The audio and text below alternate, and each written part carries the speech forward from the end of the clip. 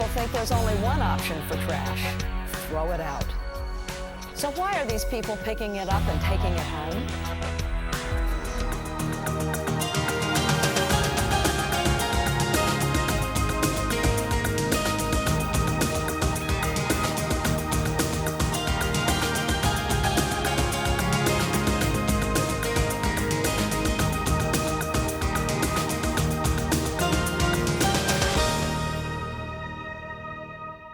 Hi, I'm Jane Fonda. Welcome to People Count. As world population passes 6 billion and consumption grows, so does our waste. In the U.S. alone, each person produces 4.5 pounds of trash each day, and landfill space is running out. In the last 15 years, more than 10,000 landfills have been closed. But from landfills can come livelihoods. Innovative people around the world are working against great odds, living amongst the very things others throw away. They're turning trash into cash. Filmmaker and photojournalist Barbara Pyle takes us to 2 countries where human spirit, dignity, and hope rise above piles of waste. Our first stop, a few miles outside of the Philippine capital, Manila, at a landfill settlement called Payatas.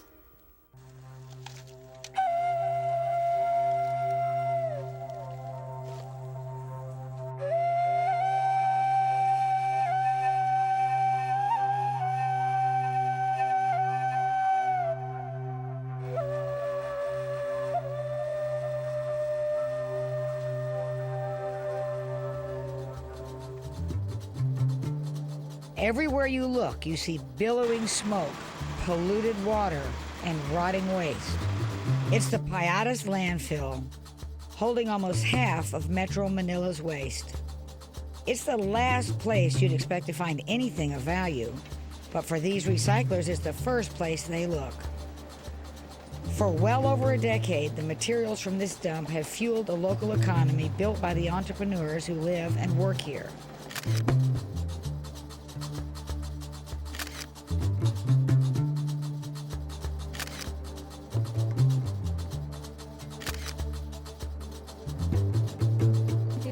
They turn waste into wages and trash into tools.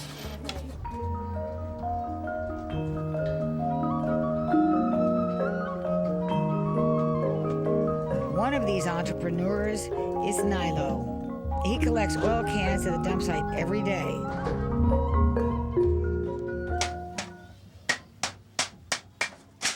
With a few bangs of a hammer and a little paint, Nilo creates a practical, sellable item, a dustpan. Nilo's dustpans aren't the only household items born from waste.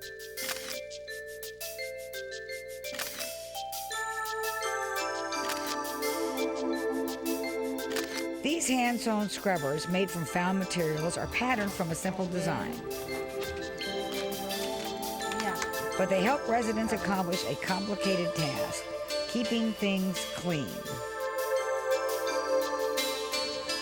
In Payatas, they're used on pots, clothes, and people.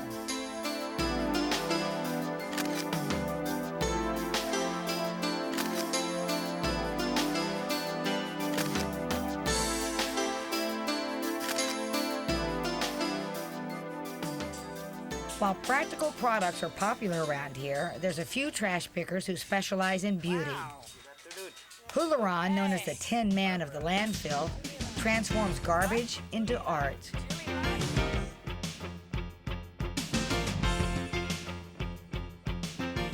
So this is complete recycled art. Yeah, this is recycled materials. Recycled product from metal, drums, glass. Since 1989, Hularan, with the help of his neighbors, has created over 200 designs, and their destinations are many. Hularan told me he exports to Italy, Holland, Germany, and the United States. So art from waste. Yes, from waste. This is fantastic. Not all the garbage pickers create items from the trash. Some find things that already exist. This man, named Boy, was a scavenger 15 years ago. What was life like when you were a scavenger? Oh, it's very hard, you know. You will be sweating it out early in the morning and this up to sunset. We, the waste picker, know the value of using the things that people are dumping. You know? Boy took me to one of the many piles of garbage to show me this philosophy.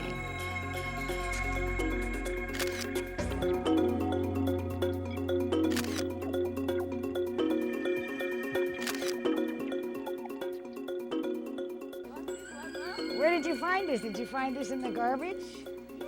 You did? So this is my garbage necklace? Huh? Oh, it's my best present I ever got. They don't think that it will be used.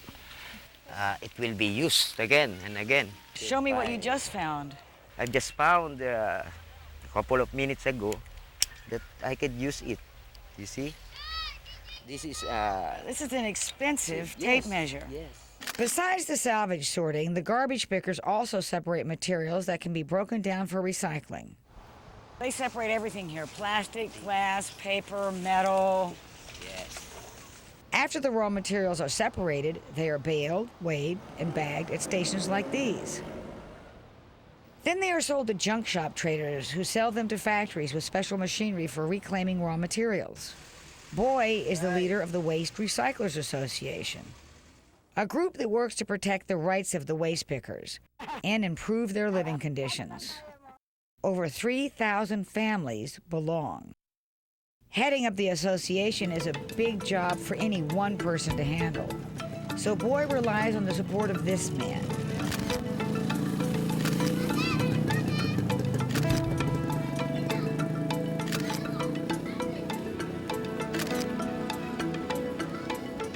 You wouldn't know it by his appearance, but Father Bebot is a priest. But he doesn't just preach to the people of Payatas, he is part of the community. He lives at the dump site. After witnessing for himself the hardships these people face, he and 2 other priests created a social development foundation.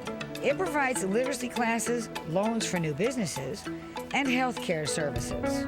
Health is a major concern, since many people here don't realize the environmental hazards associated with waste. They dug their own wells, and their wells were just to the level with their toilets, and when we discovered they were drinking fecal water.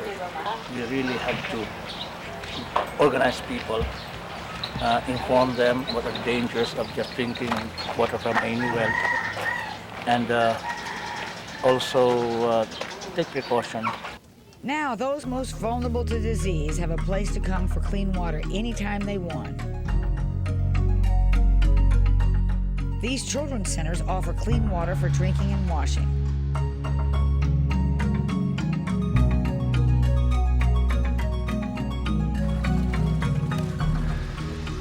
They also provide hot meals, medicines, tutoring, and school supplies. Very good. Sabihin na ate, mali nyo lang yes. Basta tingin nyo lang ang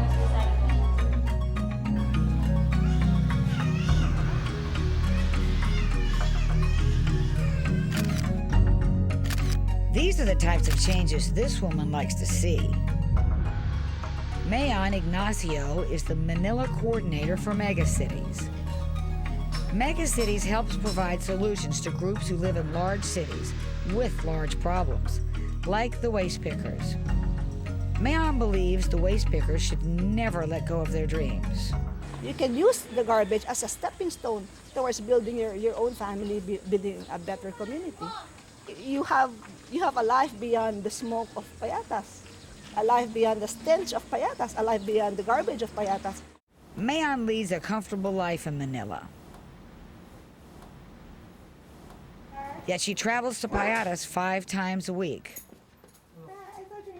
A few years ago, she approached Father Bebot with her vision to give the trash pickers a new future and one with some financial security. Until recently, it was next to impossible for the trash pickers to get a loan. So Mayon, Father Bebot, and Boy worked together to create a program. Maybe we should have some updating on what we What office is this? This is the office of the Savings Group Association. A seed grant of only 300,000 pesos got a collective loan program sprouting. Today, it is in full bloom. The members receive small loans that are making a big difference. Now, this community banking system relies totally on the incoming funds of the trash pickers. What's the average size of a loan? Here would be around 2,500 pesos. And what is that in dollars? It would be around $100 per loanee.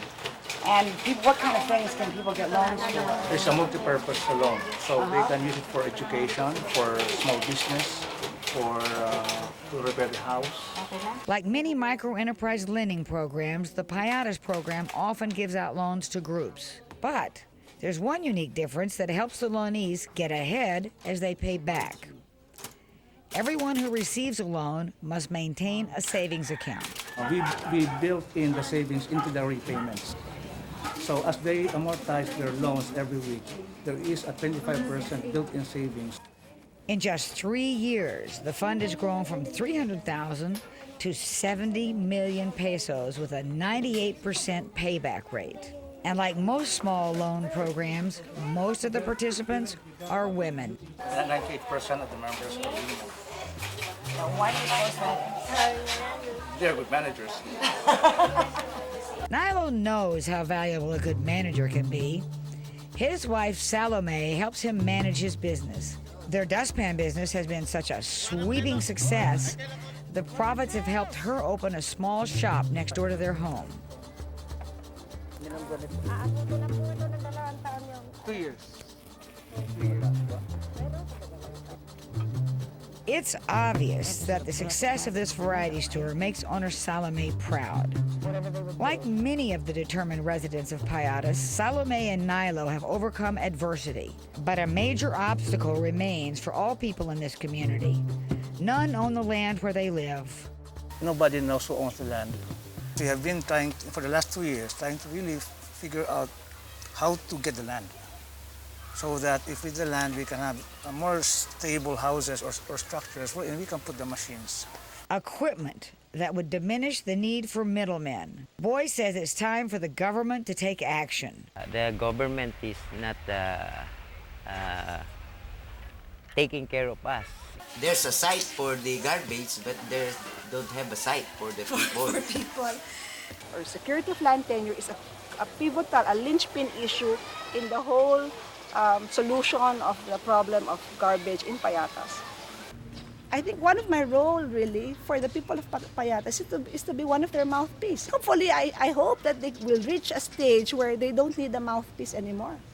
They can speak for themselves. Until then, Mayon hopes she can not only continue creating change for Payatas, but help change minds about the people of Payatas. My biggest frustration here in our country is that they have not realized the value of the waste picker. I kept emphasizing that please don't look at the garbage without the faces of the waste pickers. Don't look at garbage as a problem, but look at the waste pickers as possible solution to the garbage problem.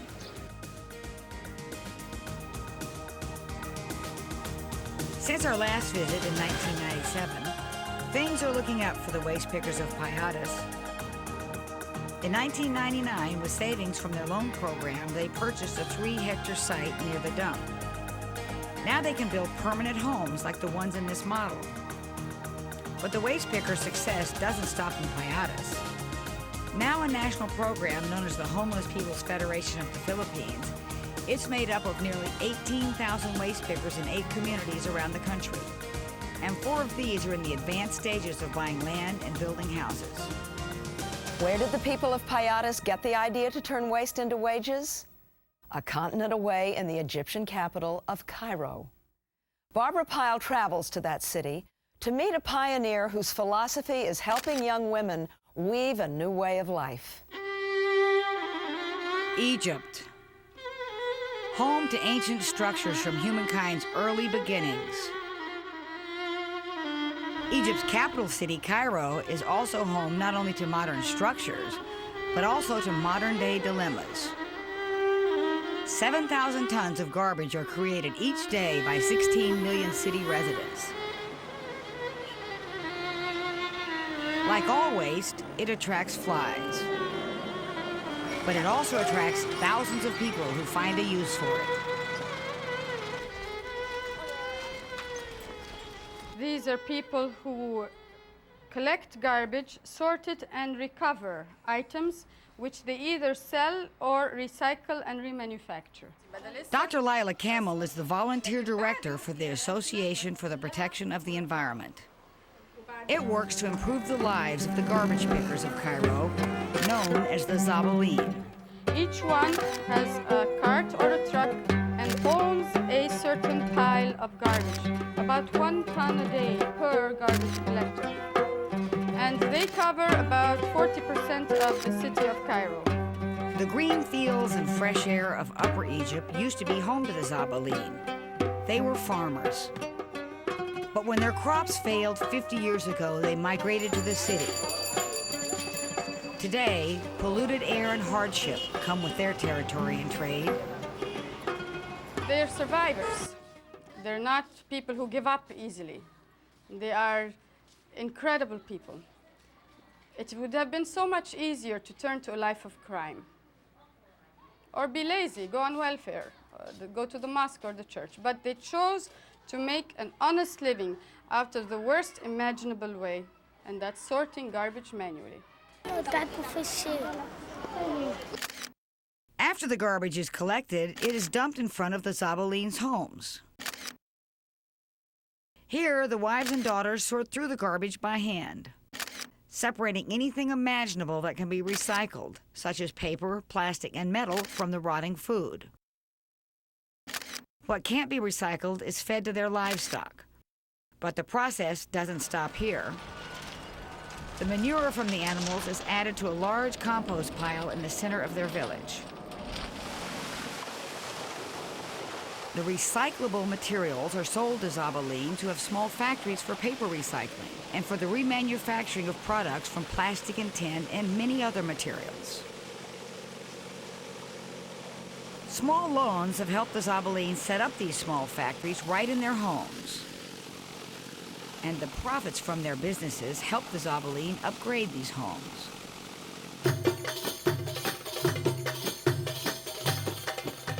Previously, most Zabaleen lived in tin shacks and had no electricity or running water. Today, many have basic amenities and cinder block homes. But bricks and mortar aren't the building blocks for everything the Zabaleen want out of life. Many want to give their children opportunities to learn skills other than garbage picking. These girls are the daughters of the garbage collectors of Cairo. From when they were about 4 years old, they went out on the garbage route with their parents. Upper Egyptian Southern traditional practices dictate that a girl who reaches the age of puberty must not be allowed to venture too far from the home, otherwise she might jeopardize family honor. Why have you chosen to start with such young girls? Because those are the girls who have just stopped going out on the garbage route, so they have a little spare time. Because it is at that age that they are the most impressionable, and because any message they get now will certainly make another kind of woman out of them.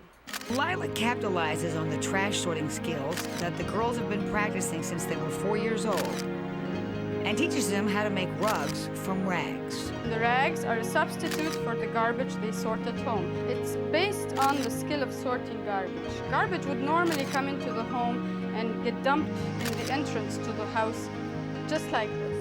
But these rags are not recovered from garbage. These specifically come from the textile industry of Egypt. Textile companies initially offered money, but Lila asked for their leftovers instead. Please give it to us in rags, we said. We don't want money. And that's how it came about. So now we have a collection route from factories to the center, direct. What's the first step in teaching these girls how to make rugs? The first step is to teach them how to sort the rags by color and size and to identify cotton from non-cotton. In this heap of rags, there are basic lessons. Everything you and I learned in preschool. which is how to color, how to do dot to dot, how to organize ourselves, how to keep our workplace neat and tidy, how to keep ourselves clean. Personal hygiene is integrated into this. The girls must learn to wear clean clothes and have clean hands, feet, and faces. 17-year-old Baketa is also learning something else: self-respect.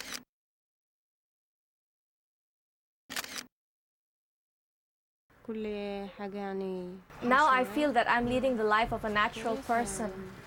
But before that, I did not feel so. Now I feel that I'm equal with anybody else who works. Once the girls master the sorting and hand rug weaving, they graduate to the loom. It's a simple machine that gives them the power to make bigger rugs, and more importantly, the power to earn more money. Baketa began her training at the center months ago. Just recently, she received a loan from the program to buy a loom for her home.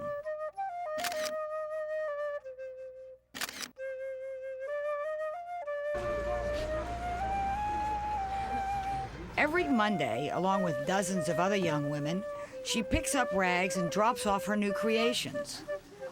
These are sold at the center, throughout Egypt and even abroad.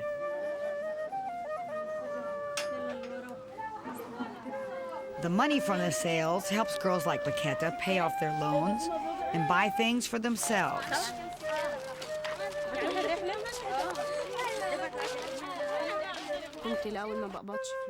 Now I have my own money and I can spend it in whatever way I want, and I don't have to depend on anybody else. Now I can buy whatever I want. And she can also help contribute to her family.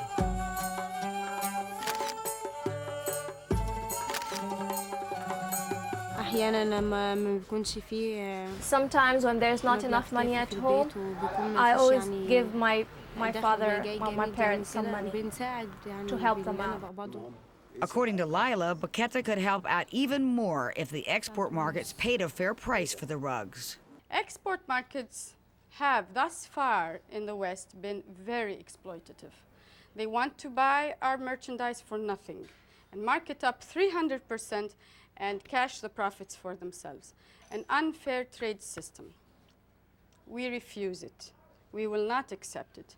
We are proud, poor people who do not want handouts. We simply want a fair price for our labor. For their labors of love, Lila pays the girls based on merit, encouraging them to improve their skills and learn new designs. The more elaborate the pattern, the more expensive the rug, and the greater return in investment for the girls' future. But Lila made clear there's much more to this project than looms and patterns. Lila, is this project really about making rugs? Oh, no. No. I mean, at first sight, it looks like it. But it's really all about changing life. And that is because if we just make something without learning to become whole individuals, people who can read and write and make decisions and determine at what age we're going to get married, whether we're going to get circumcised or not, whether we're going to have 2 or 3 kids, how we're going to spend our money. The whole thing is a learning project about life. There's a secret incentive, Lila reveals, once the girls get hooked on the rug making.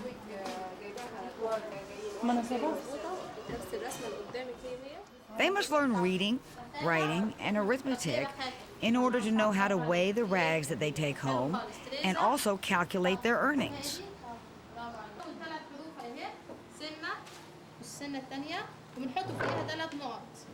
Then they are allowed to weave personalized rugs that bring in more money.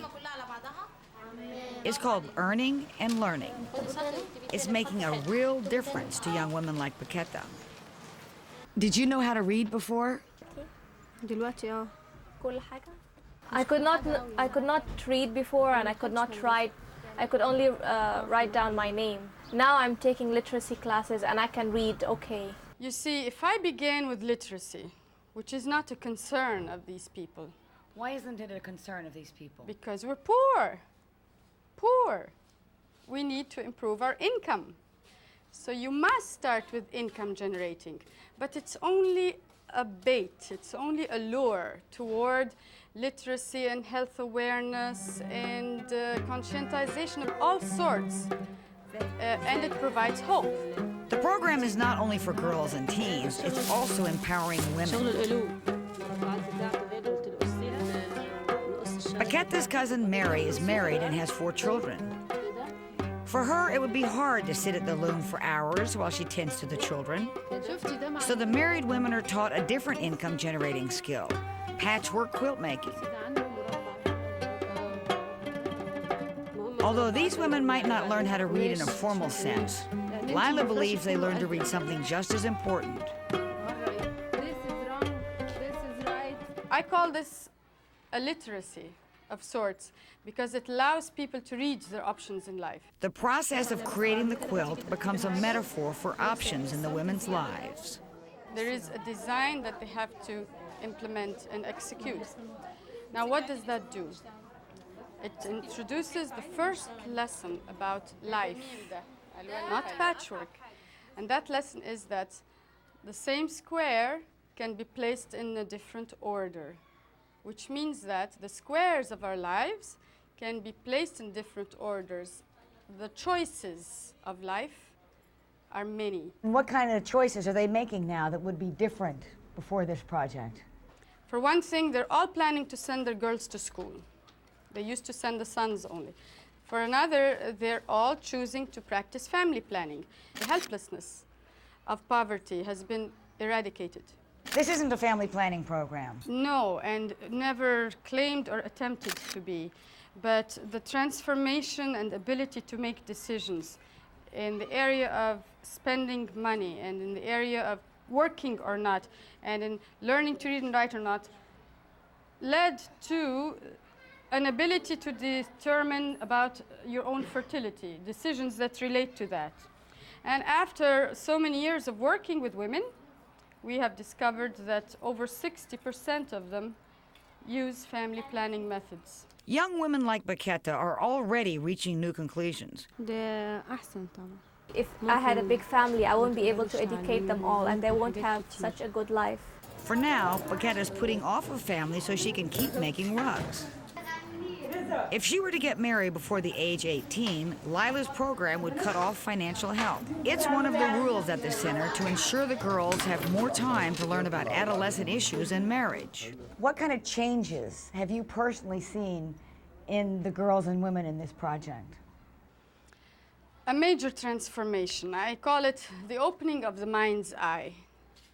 You can actually pinpoint the day that their eyes sparkle and the look on their faces says, I am now an enabled, empowered person.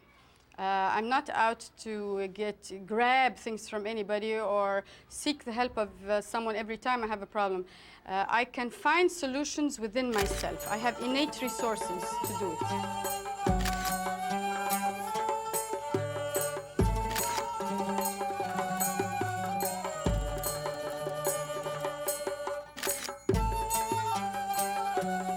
Outside the center, Lila's colleagues are also utilizing resources that were once considered waste.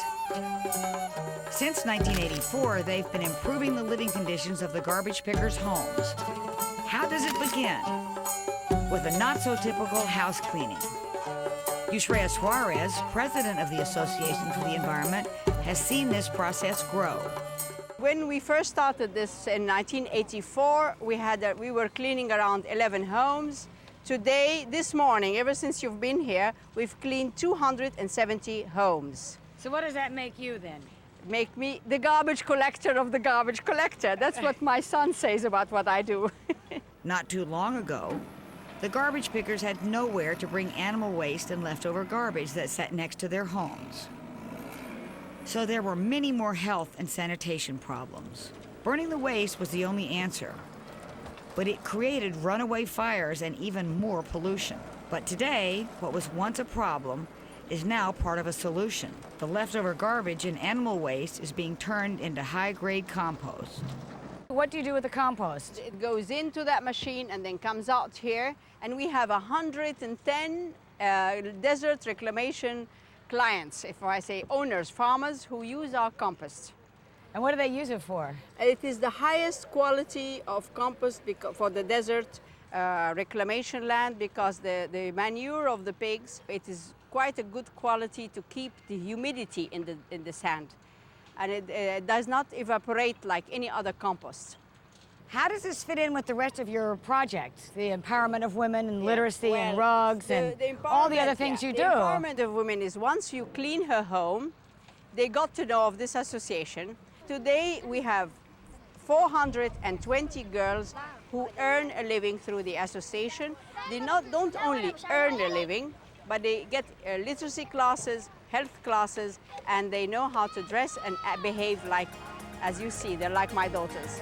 As the compost shifts deserts to fertile land, and the girls in Lila's school are shifted from the discarded to the empowered, Lila reveals a lesson. Alongside the horror, there's a lot of joy. In the middle of garbage, I want to assure you, there is an awful lot of joy. And how does it make you feel to see these women change? Like I can die in peace. While most people think thrown away means gone away, the waste pickers in Mokattam and Payatas know better. But that's not the case everywhere, or for everyone. Of the 6 billion people sharing planet Earth, the wealthiest 20% consume nearly 90% of goods and services, generating the bulk of the world's waste. If you want to cut down on your own personal consumption, experts suggest you ask yourself some questions. Before you buy something, ask, do I really need this? Before you throw something away, ask, can I reuse, recycle, donate, or compost it? To find out more about these issues of consumption and the year of 6 billion, contact the United Nations Population Fund at UNFPA, 220 East 42nd Street, New York, New York, 10017, USA. To learn more about the waste recyclers, write to us at People Count, Turner Environment Division, 1 CNN Center, 6 North, Atlanta, Georgia, 30303, USA. I'm Jane Fonda. Thanks for joining us once again on our worldwide journey to show that the actions of all people